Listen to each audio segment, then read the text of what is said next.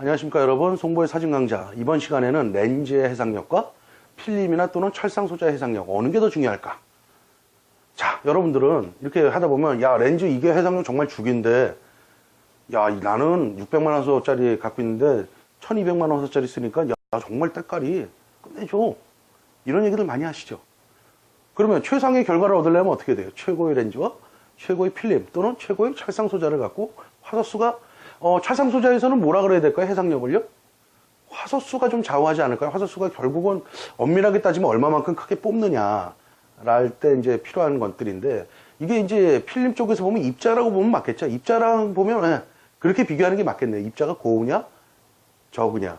필름에서도 100짜리보다는 50짜리들이 보통 입자들이 고와요. 그래서 해상력이 좋다고 그래요. 그럼 해상력의 정의라는 건 뭐냐? 물론 제 강좌의 해상력이란 무엇일까? 뭐 그라데이션이란 무엇일까? 또 해상력과 선해도에 비교해보자. 뭐 이런 강좌들이 있으니까 그걸 또 보시면 또 참고가 되시겠지만, 해상력이라는 이론적인 정의는 저거예요. 1mm, 사방 1mm 안에 몇 개의 선을 그을 수 있는가. 이게 이제 해상력의 정의인데, 더 많이 그을수록 해상력이 좋다는 얘기죠. 해상력이 좋은 렌즈는 뭐가 있을까요? 여러분들 전설적인 렌즈가 하나가 있어요. 라이카 예전 50mm f2, M 버전에서 50mm f2 스미크론. 예전 버전이 아마 7매 구성일 거고요. 요즘 나오는 게 6매 구성일 거예요.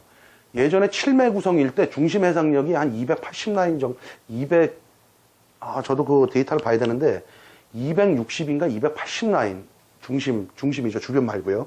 중심이 그만큼까지 나왔었어요. 그러다가 얘네들이, 좀 연도가, 그건 이제 옛날 렌즈인데, 좀 시간이 지나면서 7매 구성에서 6매 구성으로 바꾸거든요. 50mm 스미크론은요. 그러면서 중심 해상력이 한 180 라인 정도가 나와요. 근데 요즘 보면은 보통 표준 렌즈들은요, 보통의 일본 카메라 렌즈들도 150 라인 이상들은 다 나와요. 중심 해상력이요. 그 정도면은 이거를 수치적으로는 그렇지만 우리 눈으로 볼 때 어떠냐면 판별 잘 못한다는 얘기예요. 그래서 전설적인 렌즈가 50mm f2 스미크론. 라이카 렌즈.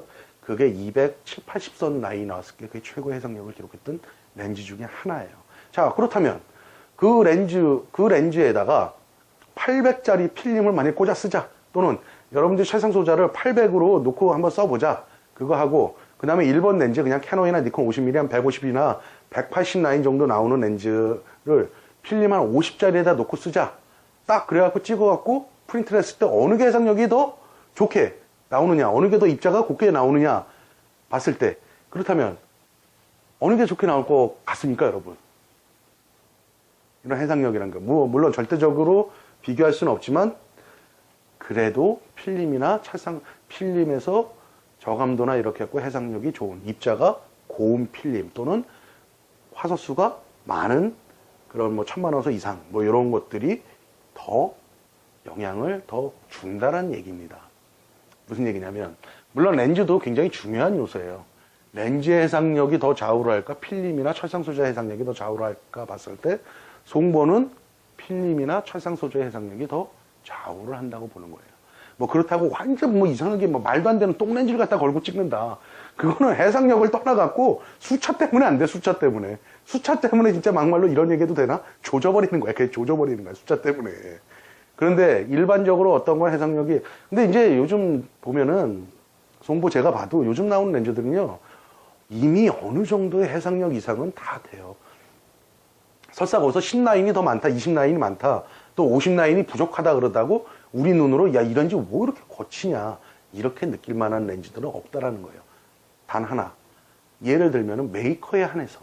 근데 말도 듣도 보도 못하는데도 이상한 렌즈가 나왔는데, 근데 여러분들 혹시 옛날에 액타라든가 이런 렌즈들이 이거 듣도 보도 못하니까 해상력이 개판이겠네, 그렇게 생각하시면 안 돼요. 그런 액타라든가 자이스의 옛날 렌즈들, 이름들 비어공이라든가 이런 거, 나 이거 듣도 보도 못한 렌즈인데, 그 렌즈들이요, 명렌즈예요. 여러분들이 잘 몰라서 그런 렌즈들이지.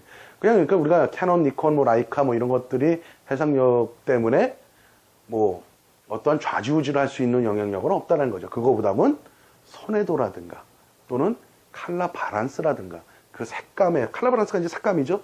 그 메이커별로 색감이 따뜻하냐 차냐 또는 날카롭냐 덜 날카롭냐, 그 부분이 여러분들한테 더 이거 샤프하다, 이거 해상력이 좋은데, 이렇게 말을 하는 거예요.